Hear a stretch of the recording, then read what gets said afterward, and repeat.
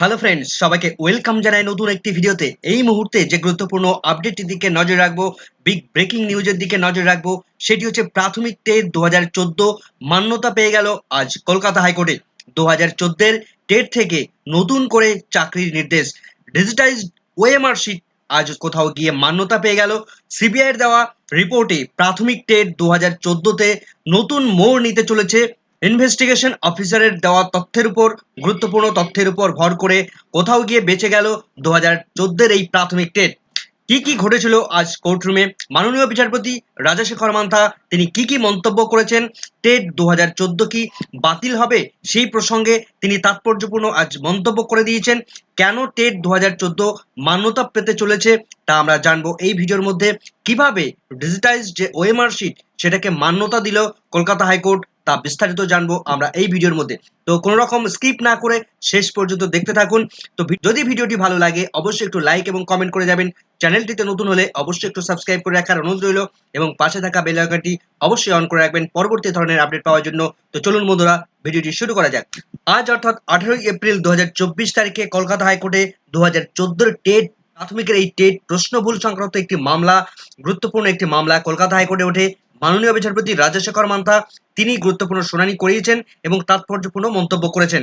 আজ কলকাতা হাইকোর্টে প্রশ্নভুল মামলা শুনানিকালীন সিবিআইয়ের ইনভেস্টিগেশন অফিসার যিনি ছিলেন তিনি আজ সশরীরে উপস্থিত ছিলেন। তিনি আজ কতগুলো গুরুত্বপূর্ণ তথ্য পরিবেশন করেছেন কলকাতা হাইকোর্টে। তার এই বক্তব্যের পরিপ্রেক্ষিতে মাননীয় বিচারপতি রাজাশেখর মান্থা তিনি তার মোটিভেশন কিন্তু অন্যদিকে মোড় নিতে চলেছে। অর্থাৎ এই যে 2014 টেট সেটাতে বাতিল হচ্ছে না, তার কতগুলো পয়েন্ট আউট এখান থেকে বেরিয়ে আসছে, সেগুলো নিয়ে আমরা বিস্তারিত আলোচনা করব। তো আজ কি ঘটেছে, কি কারণে মাননীয় বিচারপতি তার এই অবজারভেশন যে টেট বাতিল হচ্ছে না 2014 টেট, সে বিষয়ে প্রত্যেকটা বিষয়গুলো পয়েন্ট আউট করে আমরা তুলে ধরার চেষ্টা করব। তো প্রথম যে পয়েন্টের দিকে আমরা নজর রাখবো, তো প্রথমেই আমরা যেটা দেখব, প্রথম নম্বরে পিটিশনার যারা ছিলেন এই মামলার সঙ্গে, তিনজন পিটিশনার ছিলেন, তাদেরকে নতুন করে চাকরির অর্ডার দিলেন মাননীয় বিচারপতি রাজাশেখর মান্থা। এবং টেট 2014 থেকেই নতুন করে চাকরি হচ্ছে এই 2024 সালে এসেও। তো আজ কি ঘটেছিল অ্যাকচুয়ালি, তো আজ মাননীয় বিচারপতি অভিজিৎ গঙ্গোপাধ্যায়ের দ্বারা উপেন বিশ্বাসের পরামর্শে সিবিআইয়ের মধ্য থেকে সিট গঠন করা হয়েছিল। সিবিআই দ্বারা যে সিট গঠন করা হয়েছিল তার মুখ্য ইনভেস্টিগেশন অফিসার ছিলেন মিস্টার খান। তিনি আজ সশরীরে কলকাতা হাইকোর্ট রুমে উপস্থিত ছিলেন। তার বক্তব্যে বেশ কতগুলো বিষয়ের ক্লিয়ারেন্স পাওয়া গেছে।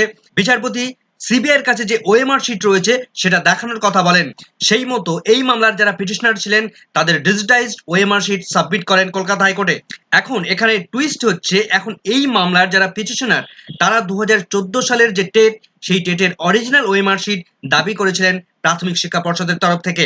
তারা আরটিআই করে 2017 সালেই তারা অরিজিনাল ওএমআর শিটের স্ক্যান কপি 500 টাকা দিয়ে চেয়ে নিয়েছিলেন। এখন প্রাথমিক শিক্ষা পর্ষদ তারা এই মামলার যারা পিটিশনার তাদেরকে অরিজিনাল ওএমআর শিটের স্ক্যান কপিও প্রোভাইড করেছিল সেই 2017 সালেই। এখন সব থেকে তাৎপর্যপূর্ণ আজকের যে বিষয়টা কলকাতা হাইকোর্ট থেকে বেরিয়ে এসছে সেটা হলো, এই পিটিশনারদের আরটিআই মাধ্যমে পাওয়া ওএমআর শিটের যে মার্কস, সেই মার্কস সিবিআই দেওয়া ডিজিটাইজ যে ওএমআর শিটের মার্কস, সেই মার্কসের সঙ্গে দুটো ম্যাচ করে গেছে, দুটো মিলে গেল। দুটো ক্ষেত্রেই সেম মার্কস উঠে এসেছে। অর্থাৎ পর্ষদের দেওয়া যে মার্কস এবং সিবিআই দেওয়া যে ডিজিটাইজ মার্কস, ডিজিটাইজ ওএমআর শিটের যে মার্কস, সেই মার্কস দুটো একসঙ্গে ম্যাচ করে গেল। এখন মাননীয় বিচারপতি রাজাশেখর মান্থার গুরুত্বপূর্ণ অবজারভেশন, যেহেতু এই দুটো তথ্য, এই দুটো ডেটা একসঙ্গে ম্যাচ করে যাচ্ছে, সেহেতু ডিজিটাইজ যে ওএমআর শিট, ডিজিটাইজ যে ডেটা রয়েছে সেটাকে এক জায়গায় গিয়ে মান্যতা পেয়ে গেল আজ কলকাতা হাইকোর্টের মাননীয় বিচারপতি রাজাশেখর মান্থার বেঞ্চে গিয়ে। সেই সঙ্গে মাননীয় বিচারপতি রাজাশেখর মান্থা তিনি তাৎপর্যপূর্ণ আজ অর্ডার দিলেন 2014 টেট থেকেই এই তিনজন পিটিশনারকে নতুন করে চাকরির অর্ডার দিলেন। যেহেতু সিবিআই দেওয়া তথ্য এবং পর্ষদের দেওয়া তথ্যের দুটোকে ম্যাচ করে যাচ্ছে, তাই digitise data, digitise OMR sheet মান্যতা পেয়ে গেল এবং সেই টেট 2014 থেকেই নতুন করে চাকরির অর্ডার দিলেন মাননীয় বিচারপতি। নতুন করে যখন চাকরি হচ্ছে তাহলে 2014 টেট কিন্তু স্ট্যাবলিশড হয়ে গেল। তো আজকের এই মামলার যারা পিটিশনার তাদের 7 নাম্বার শর্ট ছিল, তারা প্রশ্নভুল মামলায় যুক্ত ছিল, তার ফলে প্রশ্নভুল মামলার সঙ্গে জড়িয়ে থাকার ফলে তারা মার্কস পেয়ে গেছিল 7 নাম্বার, তার ফলে তারা টেট পাস করে যায়। তার ফলে এই পিটিশনারদেরকে নতুন করে চাকরির নির্দেশ দিলেন মাননীয় বিচারপতি রাজাশেখর মান্থা। এই সমস্ত ক্যান্ডিডেটরা তারা ইতিপূর্বেই তারা ট্রেনিং কমপ্লিট করে ফেলেছিল, তার ফলে এই ক্যান্ডিডেটদেরকে নিয়োগ করতে কোনো রকম বাধা রইল না। তার ফলেই মাননীয় বিচারপতি রাজাশেখর মান্থা তিনি এই সমস্ত পিটিশনারদের চাকরির নির্দেশ দিলেন। নম্বর যে পয়েন্টের দিকে আমরা নজর রাখবো, মান্যতা পেয়ে গেল ডিজিটাইজ ওএমআর শিট। ইতিপূর্বে আমরা জেনে গেছি যে কিভাবে এই ডিজিটাল ওএমআর শিট মান্যতা পেয়ে গেল, কেননা সিবিআই দেওয়া তথ্য এবং প্রাথমিক শিক্ষা পর্ষদের আরটিআর রিপ্লে দেওয়ার তথ্যের মধ্যে সম্পূর্ণভাবে ম্যাচ করে যাওয়ার ফলেই কিন্তু এই ডিজিটাইজ ওএমআর শিট সম্পূর্ণভাবে কলকাতা হাইকোর্ট মান্যতা দিয়ে দিল। এরপর 3 নম্বর পয়েন্টে আমরা যেটা দেখবো, ইনভেস্টিগেশন অফিসারের বিস্ফোরক তথ্য তিনি যে দাবি করেছেন এবং যে তথ্য পেশ করেছেন তার থেকে এই 2014 এর টেট আরো এস্টাবলিশ হয়ে গেল। তো আজকের সিবিআই যে সিট গঠন করা হয়েছিল সেই সিটের ইনভেস্টিগেশন অফিসার মিস্টার খানকে মাননীয় বিচারপতি প্রশ্ন করেন, 2014 যে ওএমআর শিটগুলো স্ক্যান করা হয়েছিল সেই স্ক্যানার যে মেশিন, সেই মেশিনগুলো কি আদৌ ফটোকপি স্ক্যান করতে পেরেছিল? তখন সিবিআই ইনভেস্টিগেশন অফিসার তিনি জানান যে হ্যাঁ, ওএমআর শিট স্ক্যান করা যে মেশিনগুলো সেগুলো অ্যাকচুয়ালি ফটো তুলতে সক্ষম ছিল এবং সেই সঙ্গে তাদের যে হার্ড ডিস্ক ছিল সেখানেও সেটা স্টোর হয়েছিল। কিন্তু এখন প্রশ্ন হচ্ছে যে তাহলে সেই তথ্যগুলো কোথায়? তখন তিনি জানান, যে ইনভেস্টিগেশন অফিসার তিনি জানান যে এই যে তথ্যগুলো যেখানে রাখা ছিল, যে মেশিনের মধ্যে রাখা ছিল, সেই মেশিনগুলো ফিজিক্যালি ডিস্ট্রয় করা হয়েছে, অর্থাৎ সেই মেশিনগুলোকে সম্পূর্ণভাবে ধ্বংস করে দেওয়া হয়েছে। অর্থাৎ এই মেশিনগুলো থেকে স্ক্যান করার পর ফটোকপি তুলে নেওয়ার পর সেগুলোকে ডিজিটাইজ ফর্মে নিয়ে আসা হয়েছে এবং তারপর এই মেশিনগুলোকে সম্পূর্ণভাবে ফিজিক্যালি সেগুলোকে নষ্ট করে ফেলা হয়েছে। সেই মেশিনগুলোর কোনো একটি পার্টও খুঁজে পায়নি সিবিআই। তখন মাননীয় বিচারপতি রাজশেখর মান্তা তিনি বলেন যে একটা বিষয়ও, একটা মেশিনও আপনারা খুঁজে পাননি? ইনভেস্টিগেশন অফিসার তারা জানায় না কোনো একটা মেশিনের পার্টসও সেখান থেকে পাওয়া যায়নি। এদিকে অরিজিনাল ওএমআর শিট ডিস্ট্রয় করে ফেলেছে প্রাথমিক শিক্ষা পর্ষদ, অন্যদিকে হার্ড ডিস্কও ডিস্ট্রয় করে ফেলেছে। সুতরাং অরিজিনালিটি কোথাও গিয়ে কিন্তু এখানে আর পাওয়া যাচ্ছে না। কিন্তু সিবিআই দেওয়া যে তথ্য, যে ওএমআর শিটের ডেটা, সেই ডেটা প্রাথমিক শিক্ষা পর্ষদের প্রোভাইড করা ডেটার সঙ্গে যেহেতু ম্যাচ করে যাচ্ছে, সেহেতু কি এই ডিজিটাইজ তথ্যগুলোকে আজ কিন্তু মান্যতা পেয়ে গেল কলকাতা হাইকোর্টে। তো আজকের এই মামলার শুনানি চলাকালীন 4 নম্বর পয়েন্ট যেটা উঠে এসেছে, ঊর্ধ্ব প্রশ্নভুল মামলায় মাননীয় বিচারপতি তাৎপর্যপূর্ণ এবং গুরুত্বপূর্ণ মন্তব্য তিনি পেশ করেছেন আজ। এর আগের দিনে মাননীয় বিচারপতি রাজশেখর মান্তা তিনি গুরুত্বপূর্ণ একটা অবজারভেশন করেছিলেন। মামলার শুনানি চলাকালীন তিনি একটা মন্তব্য করেছিলেন যে এই 2014 যে টেট, সেই টেট সম্পূর্ণভাবে বাতিলের হুঁশিয়ারির কথা তিনি মৌখিকভাবে জানিয়েছিলেন। তিনি কোনো অর্ডার দেননি, তিনি অর্ডার কপির মধ্যে কোনো কিছু এই বিষয় সংক্রান্ত বিষয়ে কোনো কিছু উল্লেখ করেননি। এখন মাননীয় বিচারপতি রাজশেখর মান্তা তিনি বলেন যে যেহেতু আমি কোনো রকম ভাবে অর্ডার সেদিন এরকম তথ্য বা এরকম কথা অর্ডারের মধ্যে উল্লেখ করিনি, তাহলে এখন মিডিয়া এবং সেক্ষেত্রে বিভিন্ন ধরনের ইউটিউব চ্যানেলগুলো তারা জানাচ্ছে যে এই টেট বাতিলের হুঁশিয়ারি দিয়েছেন মাননীয় বিচারপতি রাজশেখর মান্তা, তাহলে এই ভুল তথ্য কেন পরিবেশন করলেন?